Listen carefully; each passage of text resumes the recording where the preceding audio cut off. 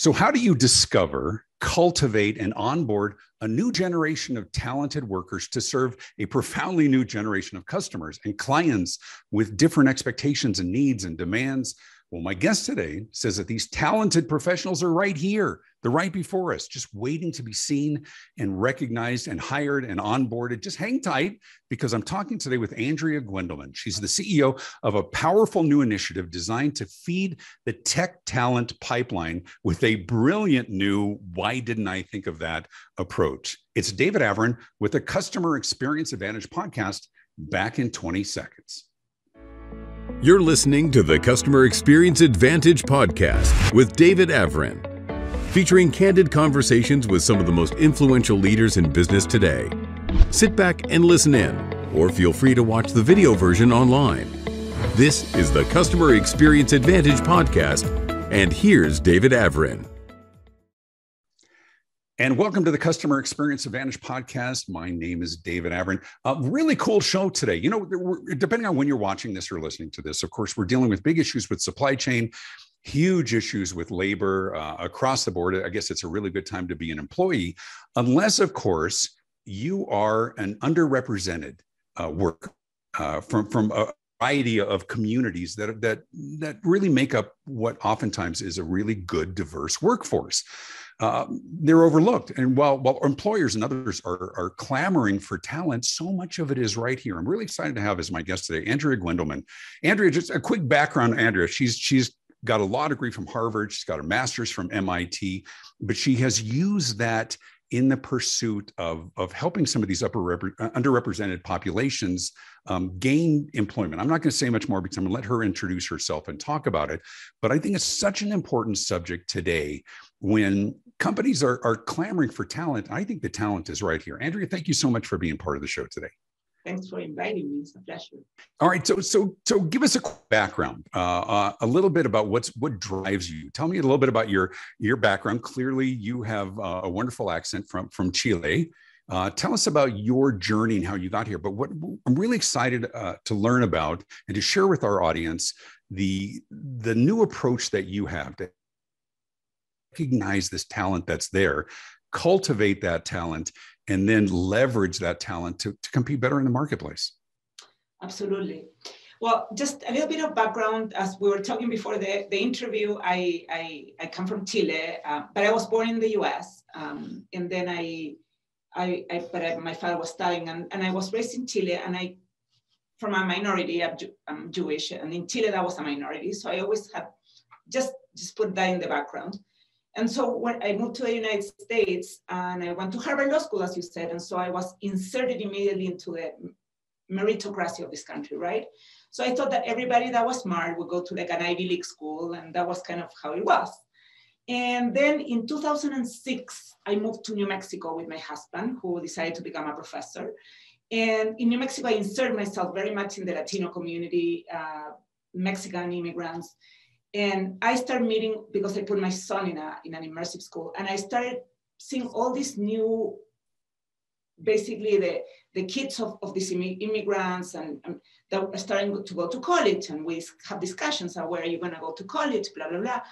And so I meet this one girl that is a valedictorian at the New Mexico High School, best grades. She's going to go to engineering at UNM, University of New Mexico. And I asked her parents, would you like us to help her get into Stanford? We can write her applications. We can do her personal statements, and she will get into Stanford. She's a Latina engineer. And they're like, sure. Dad. And they talked internally. They got back to me, and they said, there's no way she's going to leave New Mexico. We want her to be close to us. And that was like an aha moment for me of realizing that this amazing talent that you think they're only in these Ivy League schools and these very prestigious schools are not there, not because they couldn't be there. It's just that they chose not to, for cultural reasons, for many reasons, money, expectations. They stay in their more like traditional state schools, in the local communities, and they don't leave. And so talent really can be found anywhere if you look, but very few people know about this and are willing to look. So that was my kind of aha moment of talent. And so that brought me, when I moved to Boulder in 2015, in 2014, I started my first startup was called Be Visible Latinx, which was a social network like a LinkedIn for Latinos. Because my theory was that Latinos were not in LinkedIn, and they were certainly under the radar, and no one understood their value. And it was true. Later, there was a publication that LinkedIn did, and actually Black Latinos are less likely to be in LinkedIn, much less than everybody else. Right, so I've heard that. You cannot find them there, so you had to create other networks to find them. And so that Be Visible Latinx was my first approach to, let's get these candidates hired. But at that time, 2015, companies were still, they were willing to do a PR. So we ended up with a huge event in San Francisco with Tinder and Spotify and all this incredible Lucasfilm and Pixar all sponsoring. But at the end of the day, very few got hired. So but let me ask you that. Was that the intent? Was it to create a network initially to help expose them to some of these business networks? Or was it with an expressed intent of let's create exposure for these underrepresented populations for employers who might be looking to expand their workforce? And let me ask you one more question that's probably a more pointed question. From the employer's perspective, were they looking for talent, or are they looking to check a box, the diversity box? Because those are two very different things with very different results. I love your questions. And all this to say is that the landscape has changed tremendously. Sure. So we were talking in 2015 when I started Be Visible, and the last event we did was 2018. And so I think that there was still, at that time, 2018, where diversity was becoming more important, but it was still very much a PR effort, and right. very much an effort for companies to reach this demographic as consumers, not necessarily as employees. So when we had a huge gathering in San Francisco with all these very successful Latino professionals, and it was more, great, I can sell them our product. And it's still very important, right? But it was not, I can hire them right now. So I think that has changed tremendously. We're in 2021, almost 2022, and now the focus is on hiring 100%. I can tell you that. I know this for a fact. I see that every day. I don't have to explain to companies anymore that these candidates are not remedial. They used to think that they were remedial. They were like very bottom of the barrel, and that why would I want them? Like sure. I'm making a charity case for like hiring them. Right, but let me ask you a question before we go into your brilliant approach, and I'm really excited to talk about this. Talk to me about where the recognition really comes in. Is it coming from a place of scarcity that they just need workers and any warm body, or have they gotten to the point where they recognize this wealth of wisdom and unique life experiences? I mean, even I think it's so preposterous that we talk about women as a minority or underrepresented when they're the majority of the population. But when you are not necessarily disregarding, but when you are suffering from a lack of internal perspective coming from minority communities and women and LGBTQ and Hispanic and Black and international, what are companies losing when they have a lot of white males in leadership in their organizations and within the rank and file? There's a lot of perspective they're missing, isn't there? A lot. They're missing a lot of perspective. They're missing a different way of looking at the world, a different way of connecting. Your employees become basically your ambassadors in the communities where you sell your products, in the community where you interact. So they're very, very important. Right, but also your brain trust and your think tank. Your think tank, right? Your like business. So yes, 100%. I think that in terms of companies, you ask, have they changed? Have they really realized? And I think there's various layers within companies, as you probably know. When you do a sale, let's say you sell to a customer, right? You might be talking, you maybe talk to a VP of something, VP of talent. And the VP of talent has like one mandate, and babe is coming from the CEO. We need to increase diversity, the competition. We need to get the best talent in the world. Go look for them. I don't know where they are. Go look for them. That's the VP of talent, right? But then you maybe start, the VP of talent like tells you, now talk to our recruiters. And maybe the recruiters have different incentives. They want to hire people immediately, right? So so it's interesting in companies. I cannot say that there's one view that comes from the top, definitely. but sometimes the incentives are a little bit different. And so you have to work with everybody. You have to, A, get them talent ASAP. That's what they want. They're desperate for talent. But two, they know there's a recognition that this is a war for the best talent in the world. Go find it where our competitors are not finding them. Find every hack, and we are kind of a hack, finding like diverse talent from places that, you know, they weren't gonna go looking at. Is a hack right now. Okay, so talk to me about the barriers. So clearly for those who are internal, there's sometimes barriers in perception based on accents, language barriers, things like that. But the barrier actually, hitting my own microphone, the barrier starts before, doesn't it? The hug that you talk about, talk to me about the problem that you solve that some of the biggest companies in the world have quickly embraced. This unique solution. So talk to me about the problem first, and then talk to me about your solution. So the problem basically that we found, so when we're talking to customers after I closed Be Visible and I said, like, how do I do this in a way that these candidates get hired? What we heard were two different things. A, I need more candidates, more underrepresented candidates. I don't find them. Where are they? One thing. The second problem was like, no, I have them. I actually know how to recruit them. They don't pass my interview. So we're like, okay, so now if we know how to find them, we have done this with the networks, with Be Visible, and now if we can train them to pass your interview, will you hire them? And they're like, yes. So we started doing a pilot with these amazing companies who are great, super progressive, Reddit and Airbnb and others that were amazing. And basically we found out that if we train them to pass their interviews with their information, the company giving us information about the interview process, not information that is proprietary, just information like, this is what we ask in the first interview. This is what we ask in the second interview. These are the values that, you know, these are our company values. And this is how we ask about them in the interviews and how we measure them. All the, like a little information about the interview process. And with the job description, we were able to create a curriculum based on that job description with tech and soft skills. We found the interview to offer ratio could improve from 15% up to 80%. Amazing. The first cut. We also found the network issue we were talking before.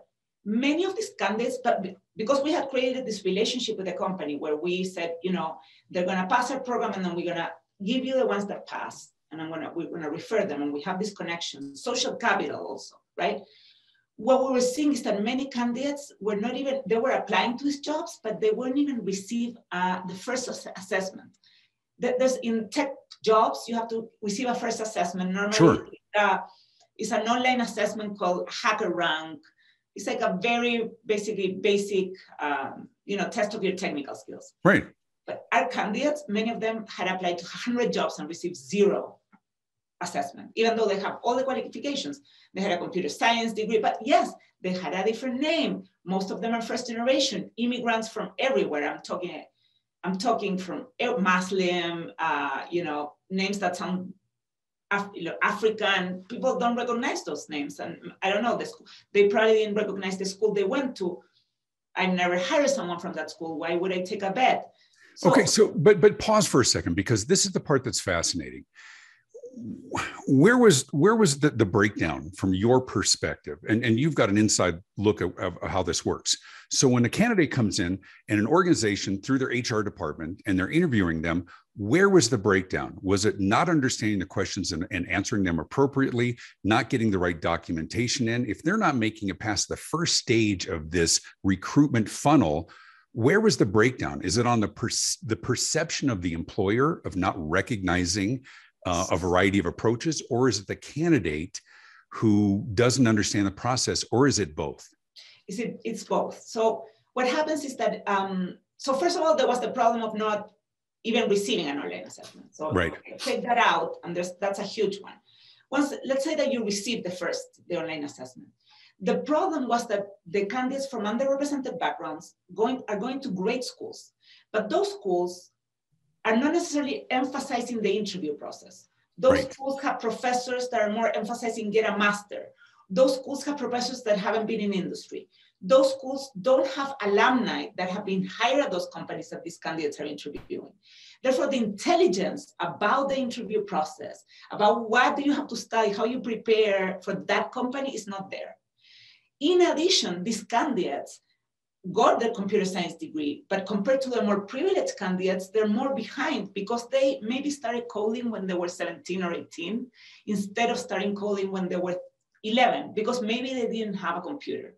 So it's just if you provide an acceleration, which is what we do in 4 weeks, you accelerate those, sort of like whatever they're behind and get them to understand how is the interview process, you can increase results dramatically. So you're not just helping them pass the test to get past that, because the devil's advocate would say, okay, so you're giving them advanced answers or advanced look at the test so they can answer it better. And all you're doing is masking problems.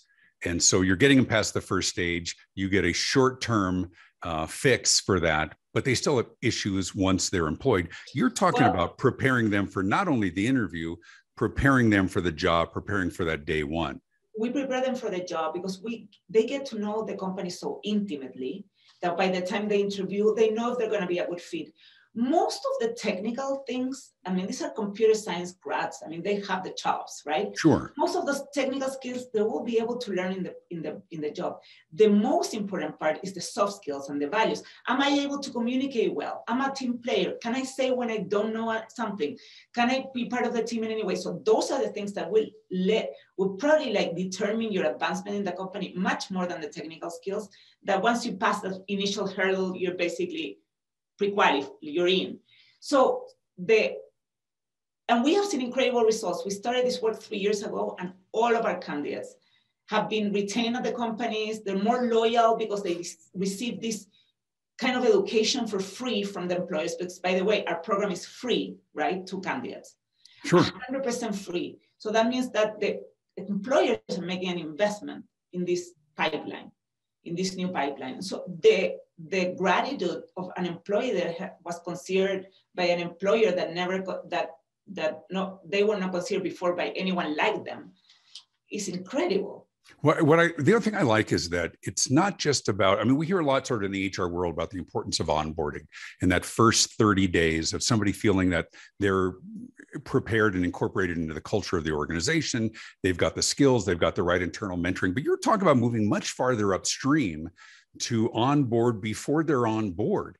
And one of the things that I love is I look at the website, and this is at speak.careers for individuals, as Andrea said, that for the candidates, this is free. It's the organizations that partner with them to create these programs, these cohorts for them. But on the website at speak.careers, the very first thing, your headline, is a statement for these candidates. And I love this. It's the most empowering thing. It just says flat out, you are qualified. Tell me what that does. And what gives me chills, because first of all, I'm the father of 5. I have 3 daughters. And we've tried to raise them from the beginning to give them sort of this wherewithal, this fortitude that lets them know that they're qualified for as much as anyone else. But you look with some of the other minority communities in your initial conversation about the Hispanic community in New Mexico, that it's not even necessarily part of the culture. Of course, they're so driven by family and others as well. And I love that assertion. You are qualified. Tell me where that came from.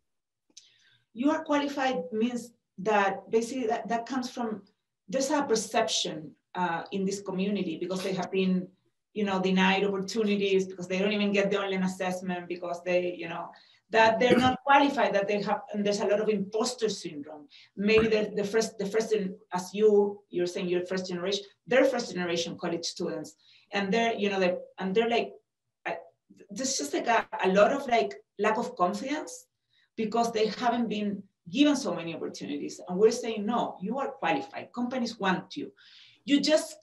We're just going to teach you to speak the language of the company. And to a company, we're telling them, tell us how to speak your language. Give us information so that we can tell these candidates how you speak your language. It's like basically ending the information asymmetry. This is all. For some people from more privileged backgrounds, this information is intuitive to them. They're born with them because just have networks of people that know about it, and they know, like, it's like your parent telling you how to invest. Some parents have that information, those chops, and they will pass it on to their children. This is how you invest in the stock market. So that's the same thing. It's just this information is like, for someone like you and me, can be so obvious, and for other people it's not obvious at all. Right. And so, hard to access. Sure. But for the organizations, their challenge has been certainly finding people, finding qualified. And then when they find them, there's something that derails the process. So you're not only helping the people be prepared for employment, you're screening them, but you're also recruiting, you're filling that pipeline. Yes. And so for the organizations that partner with you, and admittedly, there may be people within the organization who know that we need to increase these numbers from a PR perspective. We need to check the box. But when they get these candidates vetted, recruited, prepared, indoctrinated, and I use that in the best of terms, in terms of understanding their culture, and they're onboarded, tell me what you're hearing. What's the most unexpected benefit of that process from the organization's perspective? Well, first of all, since we're in a customer experience type podcast, and one of the things that really we help companies, if we help them really with time, because there's a lot of time saved that they had to go through scheme and resumes and don't recognize talent. So they were missing people, losing money, right? So losing time or doing bad interviews, and that was the time of the senior engineer. So there's a lot of time saving that we're doing. So they're happy with that. They love time saving. The second thing is that we provide a better employer experience vis-a-vis the candidates. So the candidates now have this amazing employer experience that started way before the actual interview, where they get all this information from the companies. Sometimes we have Ask Me Anything sessions with these companies. We kind of insert them into a world of the company before the interview. The employer experience becomes a huge thing, because if you had a great experience with the company, guess what? You're gonna get another offer. These are competitive candidates. And who are you gonna go with? Right. The one you had the better experience with, right? Because it was like, oh, I get this company, know the people that are gonna be hiring there. And so once they get in, what these companies are so excited, because they also hire more than one. So they hire them, they're graduating cohorts, and they hire them in cohorts. So therefore, within the company, they become this kind of little world or ambassadors for other underrepresented talent. They would be so grateful. They put in LinkedIn, I got hired at Amazon. My first job is amazing. And so everybody else starts asking them, how do you get that job? And can I work there? So they become huge brand ambassadors for the company, right? And they're loyal, and they're part of a group, and they don't feel alone. They're not isolated, because they're hired, in little groups. Yeah, I was watching the other day the Lin-Manuel Miranda, the Broadway show that they made a movie, In the Heights, that he did before Hamilton. And one of the really interesting storylines within that is the young woman whose family scraped everything together. She went off to Stanford and then came home because she didn't have a community. She didn't have others like her. And so exactly. I love the idea within organizations of, it's beyond the skill sets. There's a lot of people who have skill sets, and they're coming from all over the world, but not a lot of schools teach the interview process, teach what it's like to be successful within the organization. So this has got to be a win-win-win across the board. 100%. That movie nailed it, actually. That is excellent. Thank you for bringing that up. That movie nailed it. Because what happens to her, she goes to this amazing school, right? And she feels isolated, and therefore she cannot perform. Therefore, the school loses an incredible talent. The country loses incredibly, imagine we lose that talent for not getting to the best that she could get. So that's right. Exactly and it's somebody who qualified from the 100% qualified. So let's go beyond it now. Let's talk about organizations who are benefiting from a more diverse workforce, not just in terms of being able to access talent that certainly is worldwide in different skill sets, but talk to me about perspective. about wisdom from unique life experiences for those from those overseas and those who grew up in America, but with a very different experience, a very different world, whether they're LGBTQ, whether they are underrepresented minorities, or even, as you said, Jewish, which isn't necessarily seen as a disadvantaged minority in America, but it's a different experience. Talk to me about that, how that benefits organizations in terms of their brain trust, their creativity, their product development, but also their connection to a diverse and increasingly diverse customer and client base. So you know that 48% of Generation Z right now is basically a minority, right? So it's just, we're talking about 19 years old, they're all really underrepresented candidates, if you think about. They're all the kids of immigrants, Latinos, mostly Latinos, Black, and then other immigrants. So we're talking, that is the generation that you want to basically sell to, that you want to be able to sell, recruit, that you will need to have as a customer for you, that you will need them to be rich or with wealthy enough so that they can consume your products, right? So this is so important, the economic empowerment of this group of people through better education, through better jobs, will ensure that you as a company will have a reliable customer base that you can continue to sell your products to. And how you talk to them is critical. For example, I give you an example. In 2018, we did this career fair because we knew the career fair was going to be completely different if it was for underrepresented talent. So how was the career fair? It had a music festival, it had dancing, it had salsa, it had, like all sorts of like rap, Yeah. It had like silent disco. There were 3 music bands. There was music. There were workshops with employers, right? It's a completely different career fair. It was so successful. There were articles about it all over the place because this is different. The way the customer experience, in this case, trying to get them as employees or whatever, or getting your brand out, was completely different from what you will do in a typical career fair. Talk to me about perspective, because here's sort of where I come from as well, is recognizing the world has changed. Customers have changed, right? We can call it the new normal, the new next, the touchless tomorrow.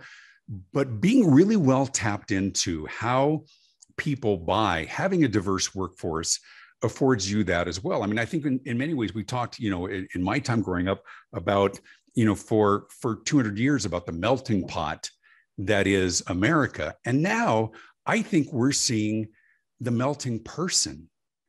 I think we are seeing individuals with an Ethiopian father and a Swedish mother, and a melding of so many of that rich tapestry within individuals. And from that comes a unique life experience. So not just in terms of recruiting customers and clients or recruiting employees, but in terms of understanding a different mindset and what we've come to expect in terms of access and immediacy and cultural sensitivity in the marketing process and the product development.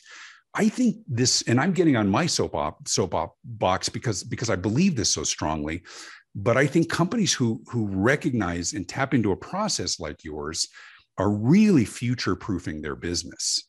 They are, and this population is basically, they're different. Okay, for example, they're very social impact oriented. They care about social mission of companies.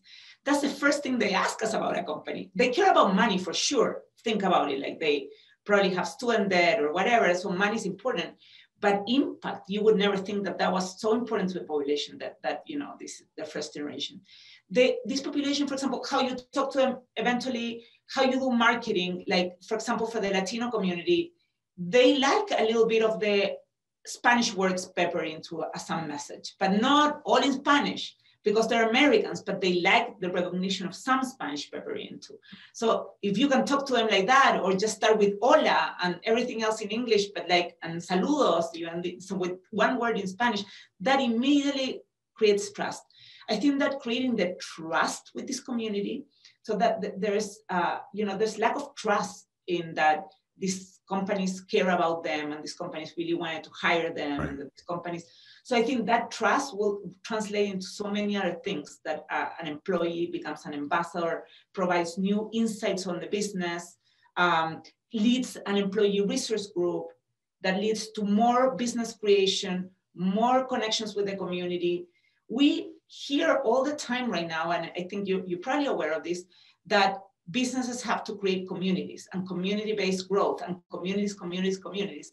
How would you create like authentic communities for business and for the customers if you don't have people representing those communities that we serve? Right. Well, and it's more than, and it's not just a seat at the table, it's a voice in the conversation. It's a role in the decision-making as part of this as well. And so even we look at, because I got 5 kids between 18 and 27 years old right now, and authenticity is such an important part of it. And sometimes they'll hire this advertising agency that will try to mimic what the kids are doing, as opposed to having internal voices who are helping you create that messaging and the delivery mechanisms, whether it's a TikTok or Instagram. And it's not about being hip and current and now, it's about being authentic. And how can you be authentic if your workforce doesn't represent your marketplace? Then you're in a bubble, and you'll stay in that bubble, and you basically will have no information about what's going on. Right. An antiquated bubble, an outdated bubble. Look how much has changed just in the 2 years since COVID. I think in many ways we have accelerated what's long been predicted about how we're going to do business. We've accelerated. I was at a conference, we're talking 10 years worth of technology within 6 months because we had to. And so I think this is, as we had talked initially in the conversation about whether it's a PR thing, whether we're checking a box, I think they're recognizing more and more that this isn't something that they need to do because of a public perception. They need to do because they're going to make their business better. And because, look, the war on talent is so fierce right now. Right. And what is the top of mind of every CEO in the country right now? I want the best talent in the world, because the best talent in the world guarantees that you will beat the competition, you will stay alive. So tell me where I'm going to find the best talent in the world. Tell me what can I do different from my competitors, because that will give me an advantage. And that's basically you can solve that problem. We think we can solve a huge problem for companies right now. Absolutely. Listen, this is exciting for me. I mean, it's not only about finding the right talent, but it's about giving them the best chance to succeed, right? Once again, as the website says, you are qualified. It starts right there with the candidate to help them dream of something bigger. They've got the skill sets to make it happen. If we're talking to Andrea Guendelman from Speak, if they need to get in touch with you, if an organization says, I would love to bring this system into my organization, I would love to have you help us recruit and pre-qualify and prepare candidates for us, how would they get in touch with you? Well, you can go to our website or email me at andrea@speak.careers. Okay, speak.careers. Is it www.speak.careers? Sometimes it's different. It's just Speak. You can just put speak.careers. You can also find me on LinkedIn, Andrea Guendelman. I'm there. I am very available. Outstanding. Last question. Put on your Swami hat.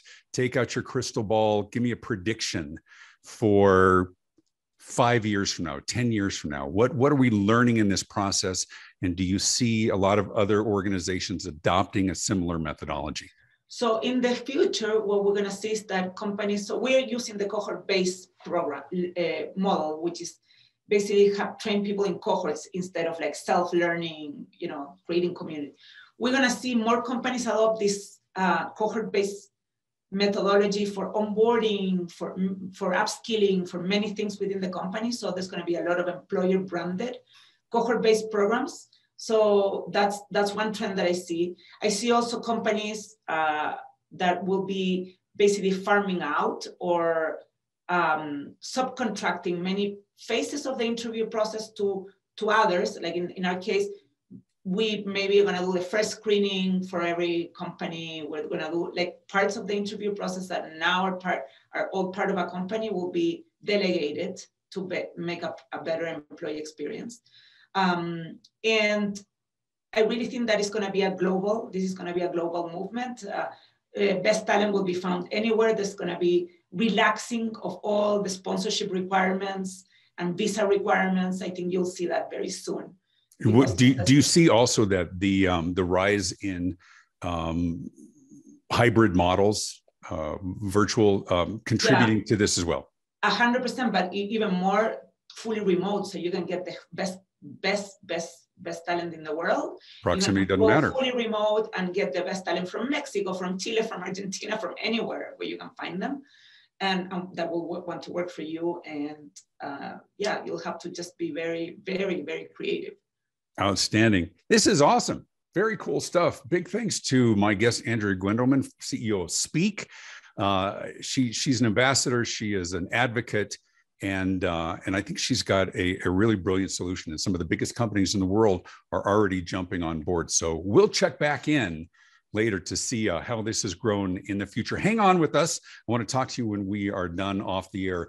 Some of the most innovative solutions to your biggest customer-facing challenges are likely found within the creative minds of your own people. Let me contribute to your morning huddle conversation with your team. You can learn more about membership in our powerful initiative called the Customer Experience Advantage Morning Huddle by visiting customerexperienceadvantage.com. Of course, all my books are available on Amazon. They're strategically located here next to my head for those of you watching the video version as well. Be sure to click to like this podcast, subscribe, leave your comments below, click the little bell icon to receive notifications of new episodes, and you can learn more about my keynote speaking and my consulting at davidavrin.com. Thanks for tuning in. This is the Customer Experience Advantage podcast. Check out past episodes, leave a comment. Big thanks to my guest, Andrea Guendelman. David Avrin, thanks. Have a great day. This has been the Customer Experience Advantage podcast with David Avrin. Feel free to leave a comment and be sure to hit the thumbs up button. You can listen to past episodes and be notified of future ones by subscribing on your favorite podcast platform. David's popular marketing and customer experience books are available in print, as well as Kindle and audiobook, and published in multiple languages around the world. You can stay connected and learn more at davidavrin.com. Thanks for tuning in.